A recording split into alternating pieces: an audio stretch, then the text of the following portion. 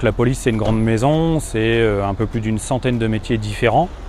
Notamment la plus grosse base des métiers, c'est ce qu'on appelle nous la sécurité publique, c'est l'ensemble des commissariats de police qui assurent la paix publique, la sécurité publique et qui fait aussi un peu d'ordre public. On est aux alentours de 115 000 agents d'État titulaires et on monte à peu près 140 000 effectifs tout compris avec l'ensemble des missions transverses, c'est-à-dire des policiers contractuels, des policiers réservistes et aussi des agents administratifs et des agents techniciens qui assurent les missions, toutes les missions transverses et les missions de support.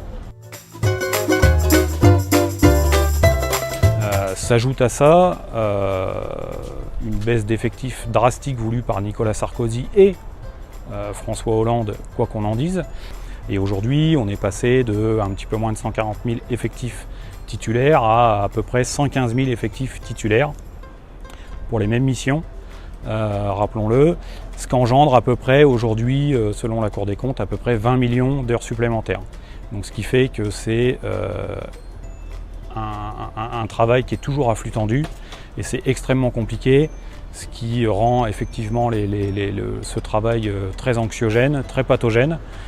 D'ailleurs, on a un nombre de suicides très important dans la police nationale, qui est nettement supérieur au reste des professions. La première proposition, c'est effectivement de l'embauche et revenir effectivement à une jauge au moins équivalente à l'arrivée de Nicolas Sarkozy, ce qui correspond à peu près à 130-135 000 fonctionnaires de police.